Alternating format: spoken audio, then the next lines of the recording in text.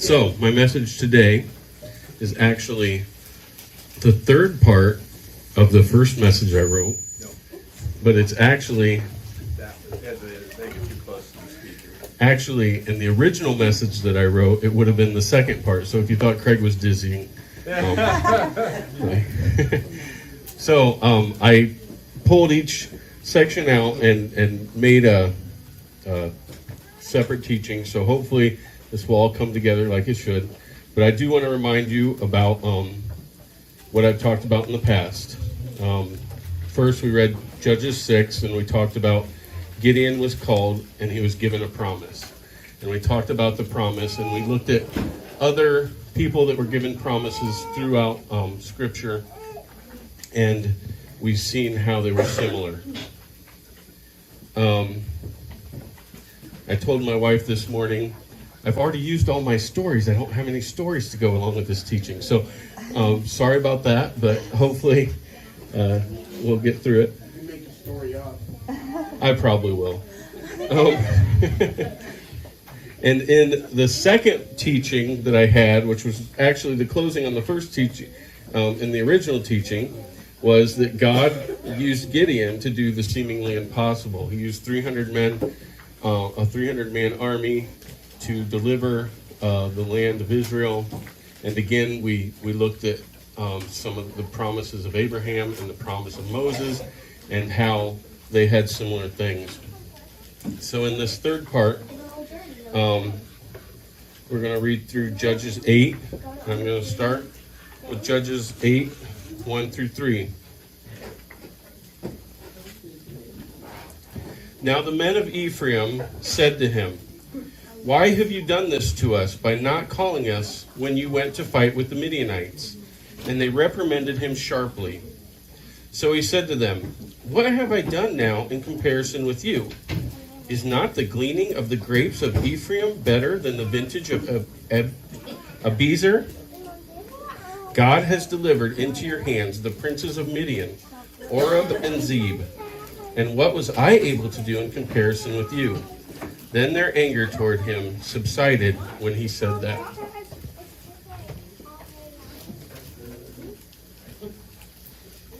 God had given Gideon a promise.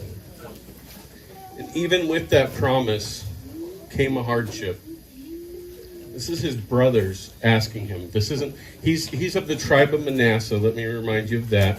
In Judges 6:15, we see that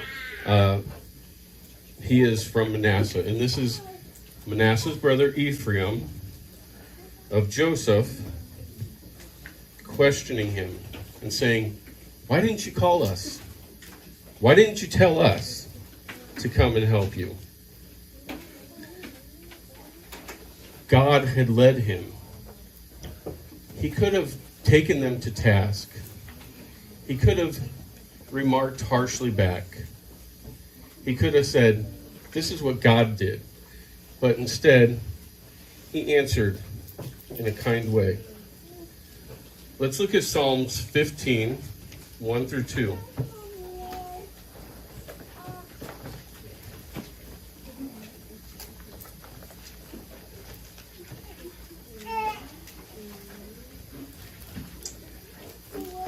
Jehovah, who may abide in your tabernacle?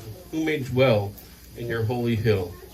He who walks uprightly and works righteousness and speaks the truth in his heart. I think I wrote the wrong verse.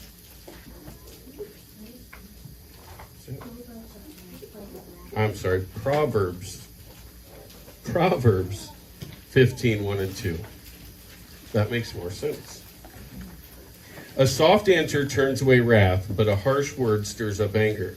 The tongue of the wise uses knowledge rightly, but the mouth of fools pours forth your foolishness. Instead of responding harshly, he reminded them of their part in the role. He said, wait, he wasn't talking about the vineyard of his father. He wasn't comparing grapes. That wasn't what he was talking about. He was saying, the glory that you got from handling these two kings was far greater than what I have done. you are the ones to be rewarded. Look at what you've done.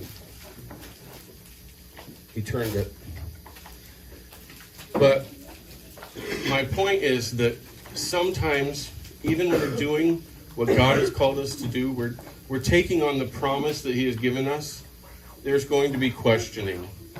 There's going to be others that say, who made you in charge? Who gave you this? And to look at that, I wanted to look at Numbers 16, 1 through 33. And again, we're looking at Moses.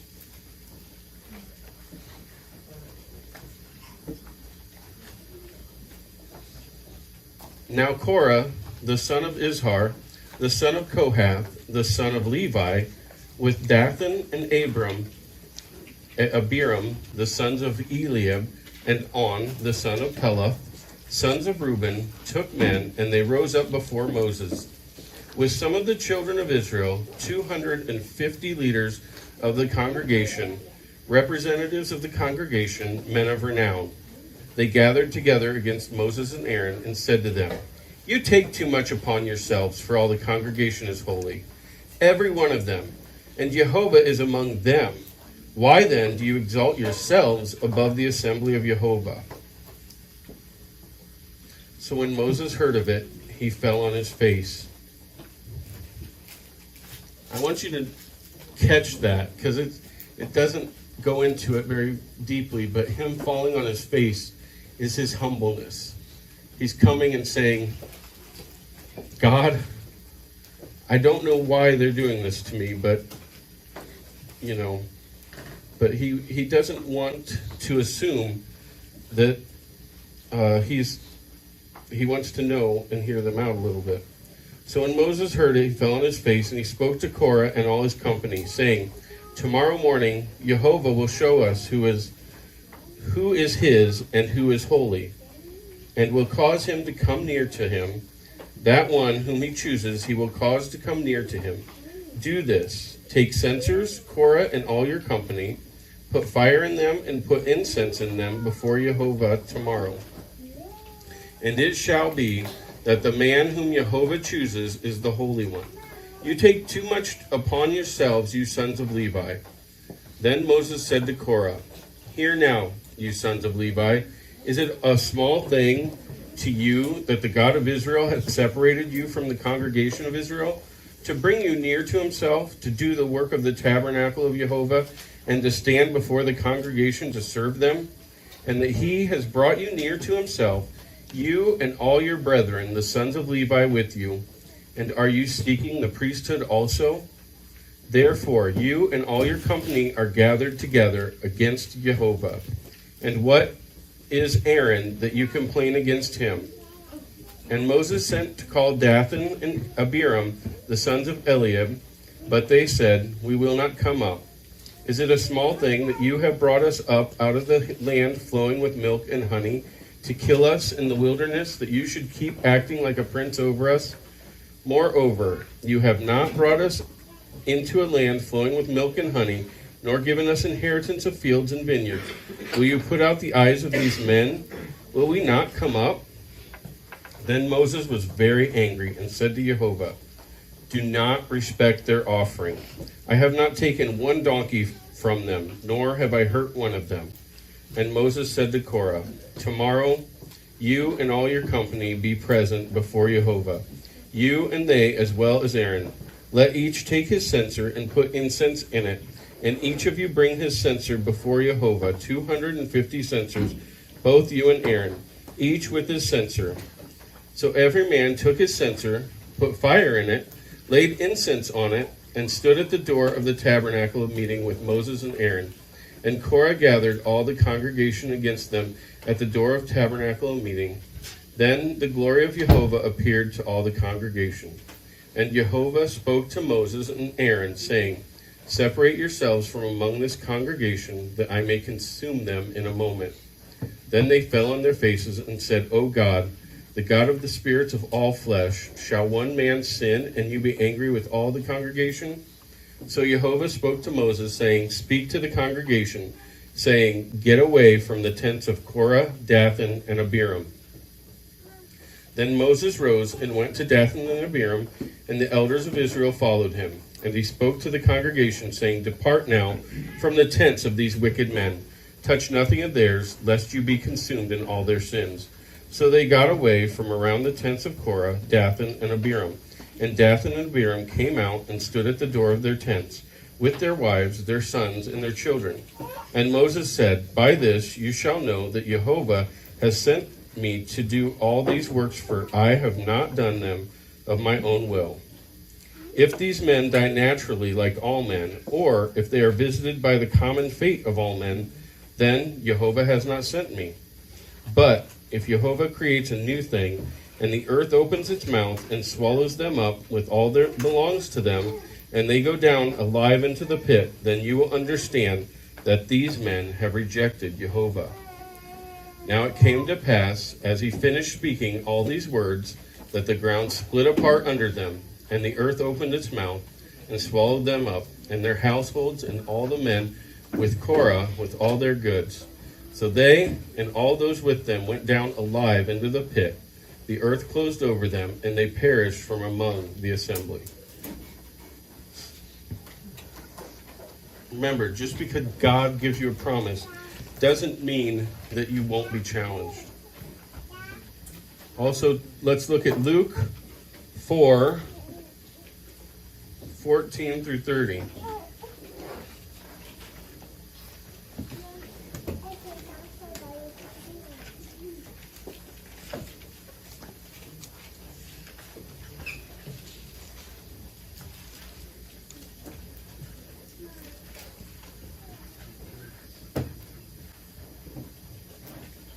And again, remember who challenged these people. First off, Gideon was challenged by his family, Ephraim, and Moses was also challenged by his family, the Korhites, who were sons of Levi. And now we're picking up in Luke 4:14 through 30. Then Yeshua returned in the power of the Spirit to Galilee, and news of him went out through all the surrounding region. And he taught in their synagogues, being glorified by all. So he came to Nazareth, where he had been brought up, and as his custom was, he went into the synagogues on the Sabbath day, stood up to read, and he was handed the book of the prophet Isaiah. When he had opened the book, he found the place where it was written, "The Spirit of Jehovah is upon me, because he has anointed me to preach the gospel to the poor. He has sent me to heal the brokenhearted, to proclaim liberty to the captives, and recovery of sight to the blind, to set at liberty those who are oppressed, to proclaim the acceptable year of Jehovah." Then he closed the book and gave it back to the attendant and sat down, and the eyes of all who were in the synagogue were fixed on him. And he began to say to them, "Today this scripture is fulfilled in your hearing." So all bore witness to him and marveled at the gracious words which proceeded out of his mouth. And they said, "Is this not Joseph's son?" And he said to them, "You will surely say this proverb to me, 'Physician, heal yourself. Whatever we have heard done in Capernaum, do also here in your country.'" Then he said, "As assuredly I say to you, no prophet is accepted in his own country. But I tell you truly, many widows were in Israel in the days of Elijah, when the heaven was shut up 3 years and 6 months, and there was a great famine throughout all the land. But to none of them was Elijah sent except Zarephath in the region of Sidon, to a woman who was a widow. And many leaders were in Israel in the time of Elisha the prophet, and none of them was cleansed except Naaman the Syrian." So all those in the synagogue, when they heard these things, were filled with wrath, and rose up and thrust him out of the city. And they led him to the brow of the hill on which their city was built, that they might throw him down over the cliff. Then passing through the midst of them, he went his way. Again, we see the Messiah in his homeland with what I'll call family, but Definitely people that had known him and seen him grow up in this area.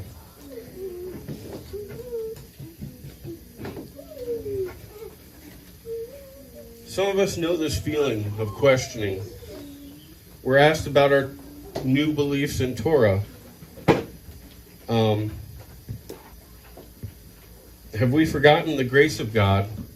And are we trying to earn salvation? We've all heard this many a times, or most of us have. And what I'm trying to say is, don't be discouraged. You're part of a group of better people than us. A group of leaders that have gone through it. We've seen Moses, Gideon, even Yeshua. People are going to question you, and as God calls you out to a new promise, continue to walk in that. But not only are we going to hear our family and others telling us, let's continue on in Judges 8, 4 through 17.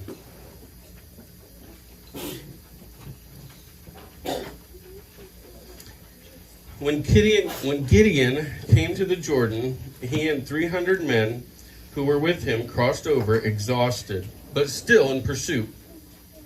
Then he said to the men of Sukkoth, "Please give loaves of bread to the people who follow me, for they are exhausted, and I am pursuing Zebah and Zalmunna, kings of Midian."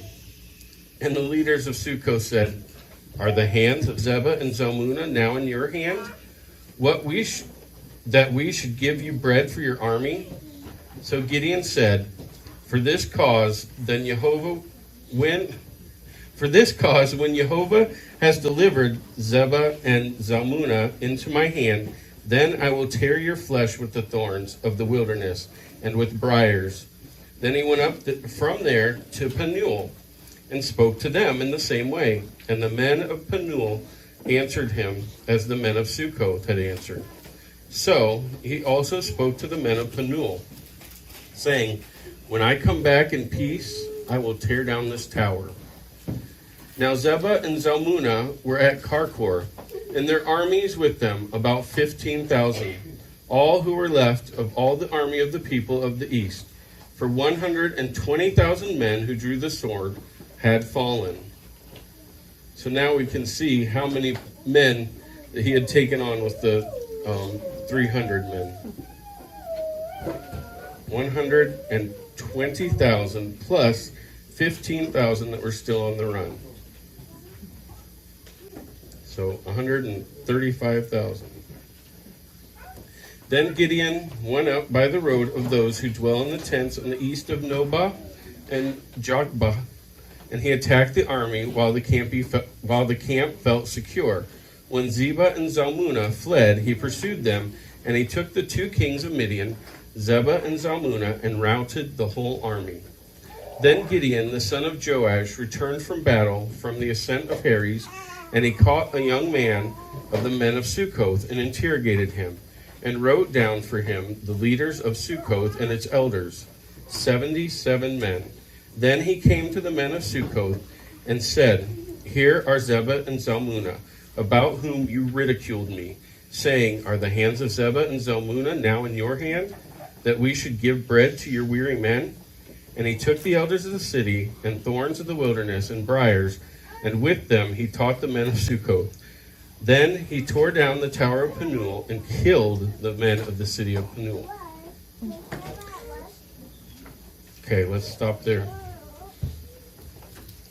So he was met with opposition by others as he was trying to continue what God had called him out to do. We can see stories like this. Also, if we look in Numbers 20, 14 through 21, and Numbers 21, 21 through 25. So I'll start at Numbers 20,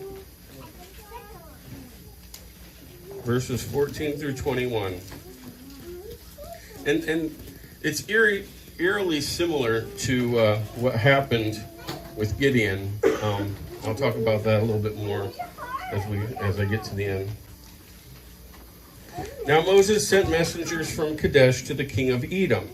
Thus says your brother Israel, you know all the hardship that has befallen us, how our fathers went down to Egypt, and we dwelt in Egypt a long time, and the Egyptians afflicted us and our fathers. When we cried out to Jehovah, he heard our voice and sent the angel and brought us out of Egypt. Now here we are in Kadesh, a city on the edge of your border. Please let us pass through your country. We will not pass through fields or vineyards, nor will we drink water from wells. We will go along the king's highway. We will not turn aside to the right hand or the left until we have passed through your territory. Then Edom said to him, you shall not pass through my land, lest I come out against you with the sword. So the children of Israel said to him, we will go by the highway, and if I or my livestock drink any of your water, then I will pay for it. Let me alone pass through on foot, nothing more. Then he said, you shall not pass through. So Edom came out against them with many men and with a strong hand. Thus Edom refused to give Israel passage through his territory. So Israel turned away from him. Okay, now let's go to Numbers 21 through 25. And what's similar was Gideon came up to one city, asked them for help, and then he went to another city and asked for help. So this is the same sort of thing. So chapter 21 of Numbers, verses 21 through 25. Then Israel sent messengers to Sihon, king of the Amorites, saying, let me pass through your land. We will not turn aside into fields or vineyards. We will not drink water from wells. We will go by the king's highway until we have passed through your territory. But Sihon would not allow Israel to pass through his territory. So Sihon gathered all his people together and went out against Israel in the wilderness, and he came to Jahaz and fought against Israel. Then Israel defeated him with the edge of the sword and took possession of his land from Arnon to the Jabbok, as far as the people of Ammon, for the border of the people of Ammon was fortified. So Israel took all these cities, and Israel dwelt in all the cities of the Amorites, in Heshbon and all its villages, for Heshbon was the city of Sihon, king of the Amorites, who had fought against the former king of Moab, and had taken all his land from his hand as far as the Arnon. Therefore, those who speak in Proverbs say, come to Heshbon, let it be built, let the city of Sihon be repaired. For fire went out from Heshbon, a flame from the city of Sihon. It consumed Ar of Moab, the lords of the heights of the Arnon. Woe to you, Moab! You have perished, O people of Shamash. Okay. I don't know why I went that far, but... let's continue on to 33. And they turned and went up by the way of Bashan. So Og, king of Bashan, went out against them, he and all his people, in the battle of Edrei. Then Jehovah said to Moses, do not fear him, for I have delivered him into your hand with all his people and his land. And you shall do to him as you did to Sihon, king of the Amorites, who dwelt in Heshbon. So they defeated him, his sons, and all his people, until there were no survivors left, and they took possession of his land. So here we see that Moses just wanted passage through the land. He got opposition. They stood up against him. And again, something stood in their way. What was so similar is that the first city, he didn't kill. Gideon didn't kill, and neither did Moses. But the second city had a far harsher outcome. They were all killed, and the lands were taken from them. So don't be the second person to oppose someone.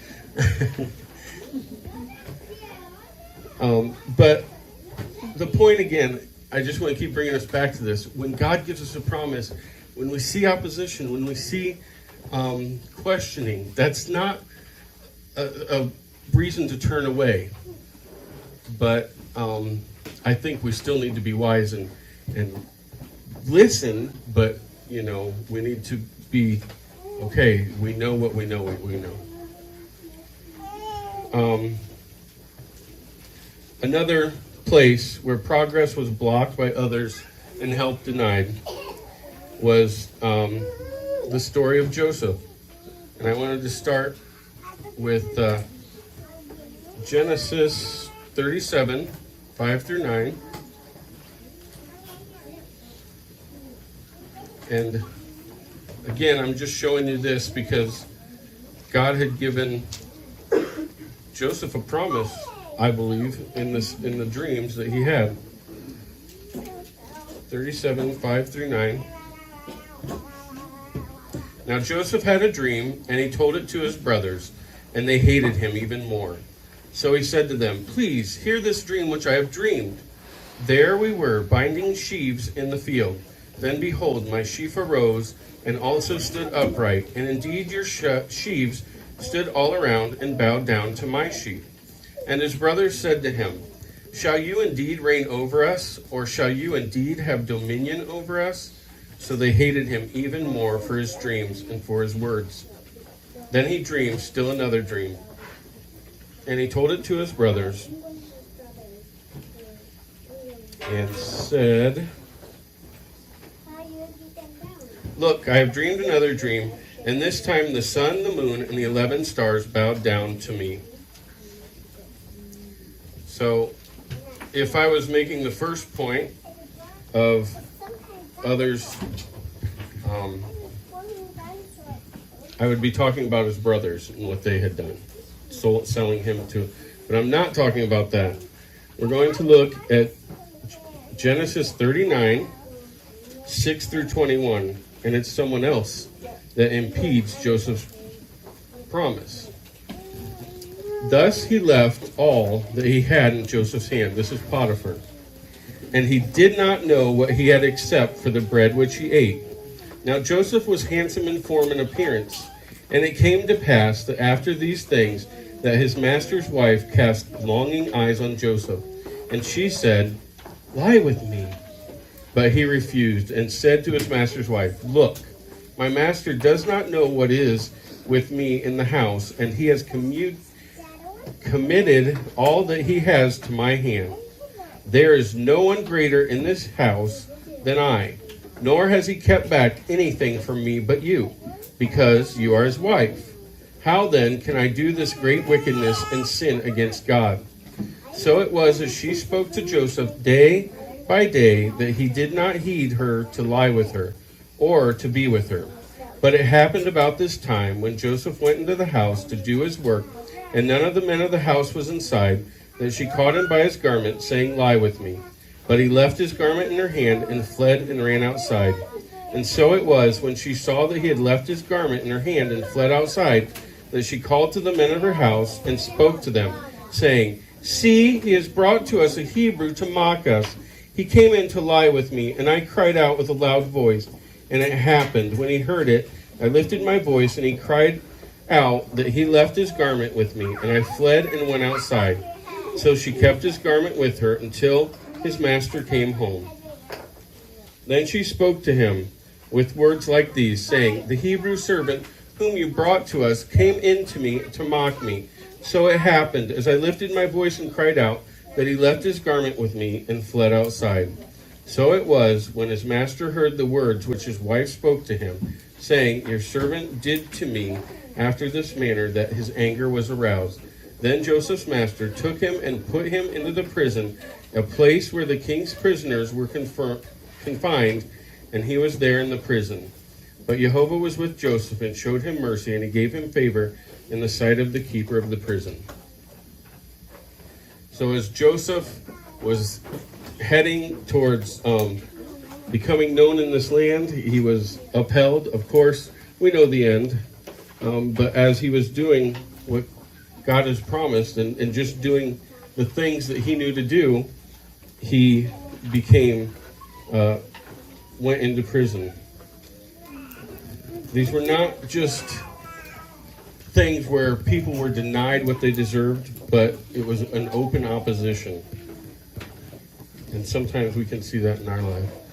Let's go back and finish out in Judges. And this is where my teaching takes a turn and sort of had more to do with the other teaching. So I'm hoping you can stick with me and we can make a good point here. So Judges 8:18 through 23. I really love this as we get to the end of this reading, seeing the people and how they change and how fickle people are. And he said to Zebah and Zalmunna, "What kind of men were they whom you killed at Tabor?" So they answered, "As you are, so were they. Each one resembled the son of a king." Then he said, "They were my brothers, the sons of my mother. As Jehovah lives, if you had let them live, I would not kill you." And he said to Jether, his firstborn, "Rise, kill them." I want you to see that. This here, he was not taking the glory for himself. Gideon was a very humble person. He was saying, "Son, you take this." But his son was too young, and he was afraid. And he said, he wouldn't draw his sword because he was afraid. He was still a young man. So Zebah and Zalmunna said, "Rise yourself and kill us, for as a man is, so is his strength." So Gideon arose and killed Zebah and Zalmunna and took the crescent ornaments that were on the camel's neck. Now here's the change. Then the men of Israel said to Gideon, "Rule over us, both you and your son and your grandson also, for you have delivered us from the hand of Midian." That's quite a change from, you want some bread and water? No, we can't do that. But now we want you to rule over us. But Gideon said to them, "I will not rule over you, nor shall my son rule over you.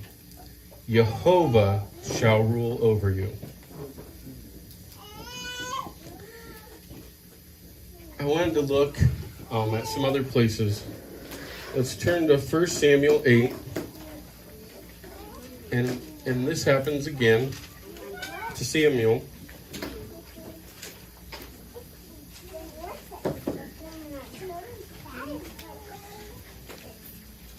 1 Samuel 8, verses 4 through 9. Then all the elders of Israel gathered together and came to Samuel at Ramah and said to him, "Look, you are old, and your sons do not walk in your ways. Now make us a king to judge us like all the nations." But the thing displeased Samuel when they said, "Give us a king to judge us." So Samuel prayed to Jehovah, and Jehovah said to Samuel, "Heed the voice of the people in all that they say to you, for they have not rejected you, but they have rejected me, that I should not reign over them, according to all the works which they have done since the day that I brought them out of Egypt, even to this day, with which they have forsaken me and served other gods. So they are doing to you also. Now therefore heed their voice. However, you shall solemnly forewarn them and show them the behavior of the king who will reign over them."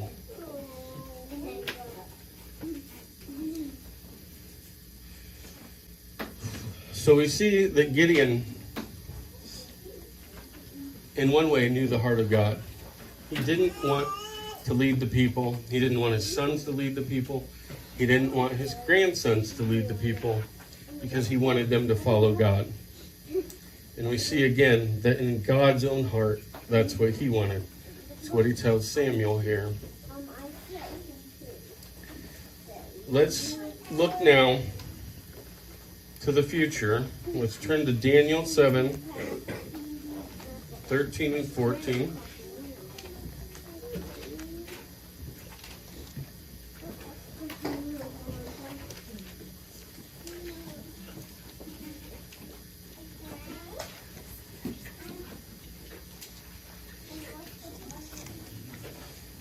And this is Daniel having a vision.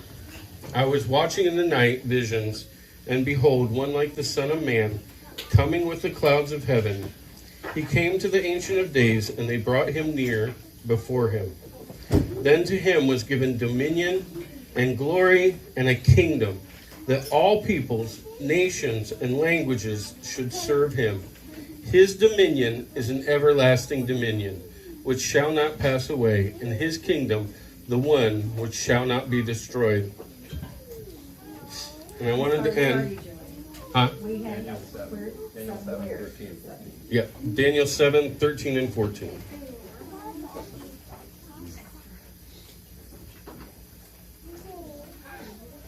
Okay, and then I wanted to end in Psalms 145.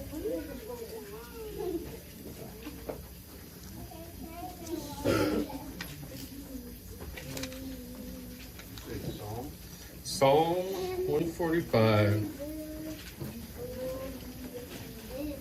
I said Psalms. I know. It's not Psalms. It's Psalm. Psalm 145.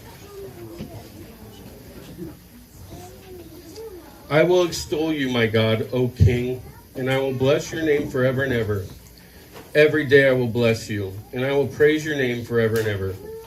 Great is Jehovah, and greatly to be praised, and his greatness is unsearchable. One generation shall praise your works to another, and shall declare your mighty acts. I will meditate on the glorious splendor of your majesty, and on your wondrous works. Men shall speak of the might of your awesome acts, and I will declare your greatness. They shall utter the memory of your great goodness, and shall sing of your righteousness. Jehovah is gracious and full of compassion, slow to anger and great in mercy. Jehovah is good to all, and his tender mercies are over all his works. All your works shall praise you, O Jehovah, and your saints shall bless you.